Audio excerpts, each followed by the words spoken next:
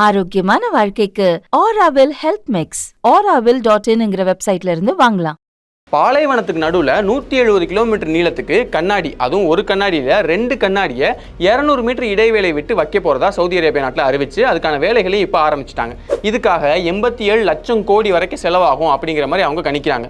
எதுக்காக பாலைவனத்துக்கு நடுவில் ஒரு கண்ணாடி வைக்கணும்? அப்படியே வச்சாலும் 87 லட்சம் கோடியாக செலவாக போகுது அப்படின்னு கேட்டால், இந்த கண்ணாடிகள் தான் சவுதி அரேபியாவோட வருங்காலமாக இருக்க போகுது அப்படின்னு சொல்கிறாங்க. என்ன கதைன்னு பார்த்தோன்னா, அதில் வெறும் கண்ணாடி மட்டும் இல்லை, அந்த கண்ணாடிக்குள்ளே ஒரு நகரத்தையே உருவாக்க போகிறதா அவங்க சொல்கிறாங்க. அந்த நகரத்துக்குள்ளே கார் எதுவும் தேவையில்லை, எங்கே போனாலும் ஈஸியாக நடந்தே போயிடலாம், அங்கே முழுக்க அதிநவீனமான விஷயங்கள் மட்டும்தான் இருக்க போகுது, ஒரு ஸ்மார்ட் சிட்டியாக அதை உருவாக்க போகிறோம் அப்படின்னு சொல்கிறாங்க.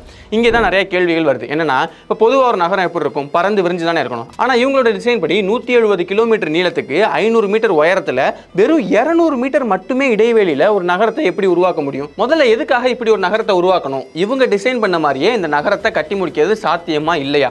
இத்தனை வருடங்கள் ஆகுது இதை கட்ட ஆரம்பிச்சு, இத்தனை வருடங்கள்ல எவ்வளவு கட்டி முடிச்சிருக்காங்க. இப்படி உலகத்தோட மிகப்பெரிய கட்டுமானம் பார்க்கப்படுற சவுதி அரேபியாவோட தி லைன் இந்த ப்ராஜெக்டை பத்தி தான் இன்னைக்கு நம்ம ஸ்ட்ரீட் லைட் வீடியோல பார்க்க போறோம்.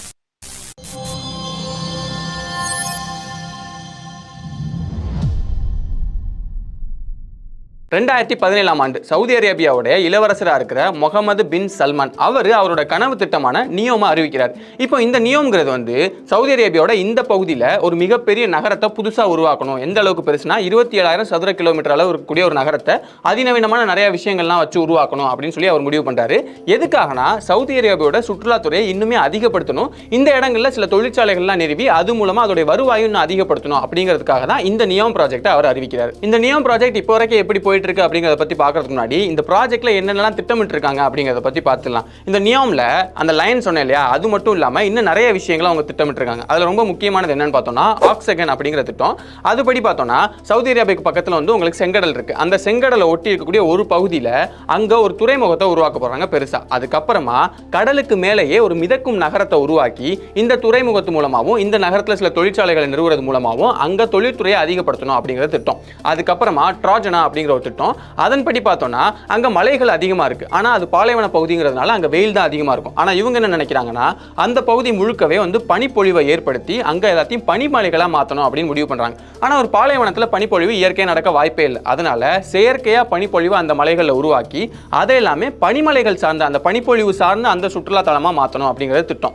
அதுக்கப்புறமா சிண்டலா அப்படிங்கிற ஒரு நகரம், அந்த நகரத்தை பொறுத்த வரைக்கும் முழுக்க அது ஒரு ஆடம்பரமான நகரமா, அதாவது எல்லாமே ஆடம்பரமான விஷயங்கள், லக்ஸூரியான விஷயங்கள், ஹைலி அட்வான்ஸான விஷயங்கள், இந்த மாதிரியான விஷயங்களை மட்டுமே வச்சு ஒரு நகரத்தை உருவாக்கணும். இந்த மாதிரி நிறைய விஷயங்கள் தான் இந்த நியோம் ப்ராஜெக்ட்டுக்குள்ள இருக்கு. இதுல இந்த லைன் ஏன் ரொம்ப ஸ்பெஷலா பார்க்கப்படுதுன்னா, மற்ற நகரங்கள் மாதிரி இல்லாம ஒரு செங்குத்தான டிசைன்ல ஒரு பெரிய நகரத்தையே உருவாக்கணும் அப்படிங்கிற மாதிரி அவங்க யோசிக்கிறாங்க.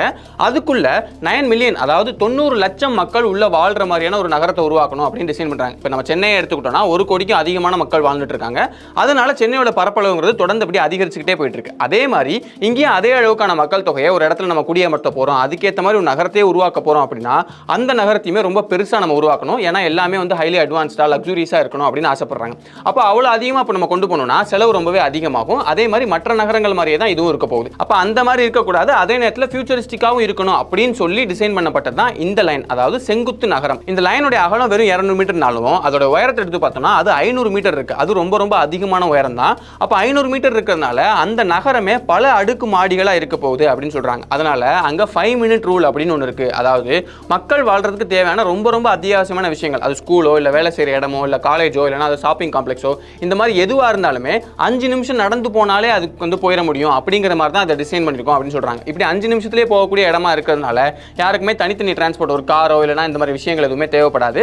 அதனால உங்களுக்கு கார்பன் ஃபுட் பிரிண்ட், அதாவது அந்த பகுதியில் இப்போ நம்ம கார் அதிகமாக பயன்படுத்தணும்னா அது வந்து கார்பன் வெளியீடு அதிகமாகும். அந்த மாதிரியான எந்த விஷயங்களுமே அதில் இருக்காது அப்படின்னு சொல்கிறாங்க. ஒருவேளை ரொம்ப தூரத்துக்கு பயணிச்சு போகணும்னா அதுக்கு சூப்பர் ஸ்பீட் ட்ரெயின்ஸும் ஃப்ளையிங் கார்ஸ் இந்த மாதிரியான விஷயங்கள்லாம் இருக்கு. அது மூலமா மக்கள் ஒரு இடத்துக்கு இன்னொரு இடத்துக்கு கொண்டு போய் சேர்த்துருவோம் அப்படிங்கிற மாதிரி சொல்றாங்க. இதுக்காக சோலார் பேனல்ஸ், காற்றாலைகள், அப்புறம் தண்ணியில இருந்து கரண்ட் எடுக்கிறது, இந்த மாதிரியான எல்லா பிளான்ஸுமே இப்போ நிறுவிக்கிட்டு இருக்காங்க. சேட்டலைட் இமேஜஸ் பார்த்தாலே அது நமக்கு தெரியுது. அது கூடவே தண்ணிக்காக, ஏன்னா சவுதி அரேபியாங்கிறது வந்து ஒரு பாலைவன நாடுங்கிறதுனால தண்ணி ரொம்ப கம்மியாக தான் கிடைக்கும்.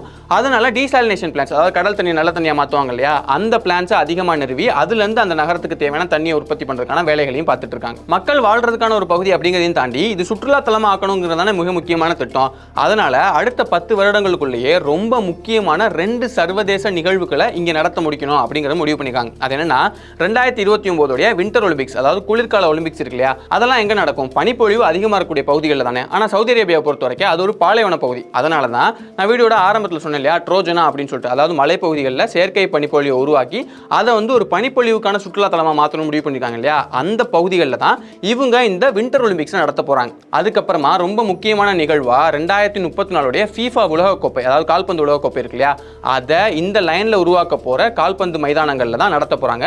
அது எங்கன்னா கீழ்த்தளத்துல இல்லாம அதெல்லாம் மேல் தளத்துல தான் அந்த கால்பந்து மைதானங்கள்லாம் இருக்க போகுது. அதுக்கப்புறமா ரொம்ப முக்கியமான விஷயமா 2 பக்கம் இருக்கக்கூடிய அந்த சவர் இருக்கும் இல்லையா, அந்த சவர்ல அதை முழுக்க கண்ணாடி பதிச்சு தான் அதை உருவாக்க போறாங்க. ஏன் அப்படின்னா பொதுவாகவே இந்த மாதிரி கண்ணாடி பதிக்கும் போது என்ன ஆகும், சுற்றி இருக்கக்கூடிய எல்லாத்தையுமே அதை பிரதிபலிச்சு அந்த இடத்தோட சேர்த்து அது பிளெண்ட் ஆன மாதிரி ஆக்கிடும் இல்லையா, அப்போ அது இன்னும் அதிகமான ஒரு இம்மர்சிவ் ஃபீல் கொடுக்கும். அப்படிங்கிறதுனால தான் 2 பக்கத்து சவர் முழுக்கவே, அதாவது 170 கிலோமீட்டர் முழுக்கவே அதை கண்ணாடி மூலமா உருவாக்கணும் அப்படிங்கிற மாதிரி திட்டமிட்டிருக்காங்க. சவுதி அரேபியாவில் பாலைவனத்துக்கு நடுவில் இந்த மாதிரி கண்ணாடி கட்டடங்கள் கட்டுறது புதுசு கிடையாது. ஏற்கனவே மராயா ஹால் அப்படிங்கிற உலகத்தோட மிகப்பெரிய கண்ணாடி கட்டடம் அங்கே தான் இருக்கு. அதே மாதிரி தான் இதையும் கட்டணும் அப்படின்னு முடிவு பண்ணியிருக்காங்க. இதுக்கப்புறமா இன்னொரு முக்கியமான இடம்னா செங்கடல் இருக்கு இல்லையா, அதுல இருந்து தண்ணியை ரீடைரக்ட் பண்ணி கொண்டு வந்து இந்த லைன்ல ஒரு இடத்துல அப்படியே கனெக்ட் பண்ணி அந்த பகுதியை கடலோட அப்படியே சேர்ந்து கனெக்ட் ஆகிற மாதிரியான ஒரு பகுதியாக உருவாக்கலாம் அப்படிங்கிற மாதிரிலாம் திட்டமிட்டிருக்காங்க.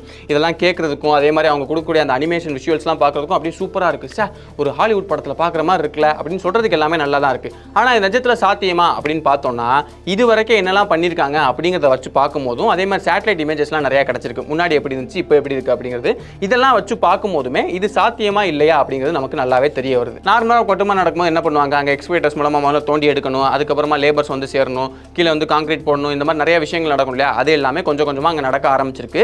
இது போக அங்கே மக்கள் வாழ்றதுக்கு தேவையான அங்க பகுதிகள், ஏன்னா அதிகமான லேபர்ஸ் தேவைப்படுவாங்க இல்லையா, அப்போ அவங்க வாழ்றதுக்கு தேவையான அந்த பகுதிகள், அவங்களுக்கு தேவையான தண்ணிக்காக அந்த டீசாலினேஷன் பிளான்ஸ், அதுக்கப்புறம் மின்சாரத்துக்கு காற்றாலைகள், இது எல்லாமே கொஞ்சம் கொஞ்சமாக போட ஆரம்பிச்சிட்டு இருக்காங்க. அப்போ இந்த திட்டம் கண்டிப்பாக நடந்து முடிஞ்சிருமா அப்படின்னு கேட்டிங்கன்னா அங்கே தான் ட்விஸ்ட் வைக்கிறாங்க. ஏன்னா கிடைக்கக்கூடிய ரிப்போர்ட்ஸ்லாம் வச்சு பார்க்கும்போது 170 கிலோமீட்டருக்கு மொத்த நீளத்துக்கும் இல்லாமல் முதல்ல ஒரு 2.4 கிலோமீட்டருக்கு தான் இந்த வேலையை செய்ய போகிறாங்க அப்படிங்கிற மாதிரி தெரிய வருது. சேட்டலைட் இமேஜஸில் நம்ம வச்சு பார்க்கும்போதுமே அந்த குறிப்பிட்ட 2.4 கிலோமீட்டர் நீளத்துக்கு தான் அங்கே வேலைகள் அதிகமாக நடக்குது அப்படிங்கிற மாதிரி தெரிய வருது.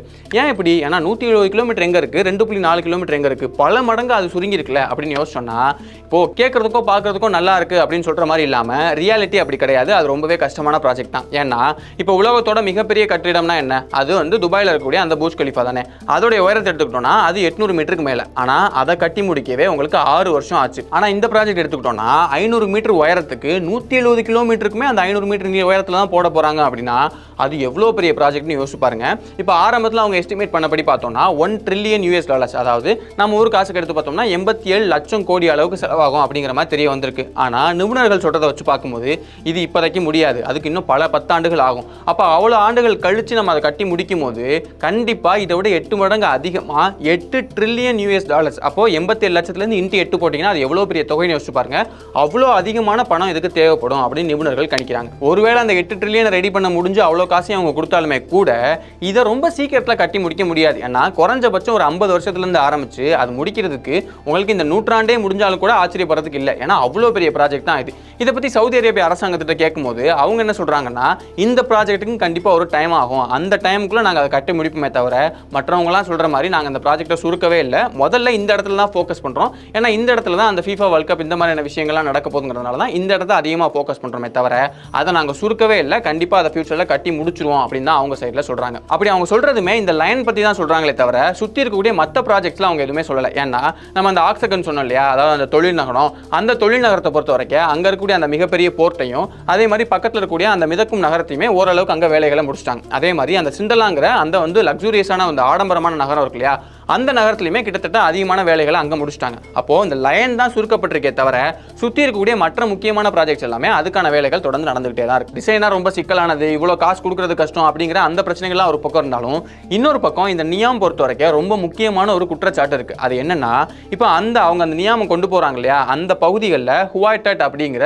பாலைவன பூர்வக்குடி மக்கள் வாழ்ந்துட்டு இருந்திருக்காங்க. அந்த பகுதிகளில் தான் இவங்க அந்த கட்டுமானங்கள்லாம் கட்டுறாங்க அப்படிங்கிறதுனால அந்த மக்களை வெளியேற்றிருக்காங்க. சில இடங்களில் ஃபோர்ஸ்ஃபுல்லாக வெளியேற்றுறது, சில இடங்களில் வன்முறைகளை கையாண்டு ஒரு சில மக்கள் இறந்து போகிறது, இந்த மாதிரியான விஷயங்கள்லாம் அதிகமாக நடந்திருக்கு. சேட்டலைட் இமேஜஸ் வச்சு பார்க்கும்போதுமே அங்கிருந்த கிராமங்கள் அதுக்கப்புறம் அங்கே இல்லாமலே போச்சு அப்படிங்கிறதெல்லாம் தெரிய வருது. ஒரு முன்னேற்றம் நடக்கணும்னா அங்கே இடம் இருந்தால் தான் நடக்க முடியும், அப்போ அங்கே இருக்கக்கூடிய மக்கள்லாம் வெளியேற்றி தான் ஆகணும் அப்படிங்கிறதெல்லாம் கண்டிப்பாக புரிஞ்சுக்க முடியுது தான். ஆனால் அங்கே அந்த மக்களை எப்படி நடத்துகிறோம் அப்படிங்கிறது தான் மிக முக்கியமான கேள்வியாக இருக்குது. ஏன்னா இது அங்கே மட்டும் இல்லை, உலகம் முழுக்க நீங்கள் எந்த நாட்டை எடுத்துக்கிட்டிங்கனாலுமே பெரும்பாலும் அங்கே இந்த மாதிரி ஒரு டெவலப்மெண்ட் நடக்க போகுது அப்படின்னா அங்கே இருக்கக்கூடிய மக்களை ஃபோர்ஸ்ஃபுல்லாக வெளியேற்றுறது, வன்முறையை கையாளுறது, அவங்கள கொலை பண்ணுறது, இந்த மாதிரியான விஷயங்கள் தான் தொடர்ந்து நடந்துக்கிட்டே இருக்குது. அதாவது சிவிக் சொசைட்டின்னு சொல்கிறோம், ஃபியூச்சரிஸ்டிக்காக மாறணும் அப்படின்னு சொல்கிறோம், அட்வான்ஸ்டாக இருக்கணும் அப்படிங்கிறதெல்லாம் சொல்கிறோம். ஆனால் சுற்றி அங்கே வாழ்ந்த பூர்வக்குடி மக்களை மதிக்கலை அப்படின்னா சிவிக்காக இருந்தால் என்ன பண்ண? இப்படி ஒரு பக்கம் நிறைய சிக்கல்கள் இருந்தாலும் இன்னொரு பக்கம் அவங்களோட வேலைகளை தொடர்ந்து பண்ணிகிட்டே தான் இருக்காங்க. கண்டிப்பாக அதை முழுசாக கட்டி முடிப்போம் அப்படின்னு அவங்க சொல்லியிருக்காங்க. அவன் பொறுத்து தான் பார்க்கணும். ஏன்னா 2029 ஒரு வின்டர் ஒலிம்பிக்ஸ் பண்ண போகிறோம்னு சொல்லியிருக்காங்க. 2034 அந்த லைன்லேயே தான் அவங்க வந்து இந்த FIFA வேர்ல்ட் கப் நடத்த போகிறோம்னு சொல்லியிருக்காங்க. அதனால் 2034 ரொம்ப பெரிய காலம் இல்லை, ரொம்ப சீக்கிரமாகவே வந்துடும். அதனால் நமக்கு ஃபியூச்சரில் நமக்கு தெரிஞ்சிடும் இதை கண்டிப்பாகவே இவ்வளோ நீளத்துக்கு கட்ட முடியுமா, இல்லைன்னா ரொம்ப கம்மியான காலத்து நீளத்துக்கு தான் கட்ட முடியுமா அப்படின்னு. நிஜமாலே அவங்க கம்மியான நீளத்துக்கு தான் கட்டுறாங்கனாலும் கூட அது கண்டிப்பாக ஒரு தொழில்நுட்பத்தில் மிக முக்கியமான ஒரு அட்வான்ஸ்மெண்ட்டாக இருக்கும் அப்படிங்கிறத நம்மளால் மறுக்க முடியாது.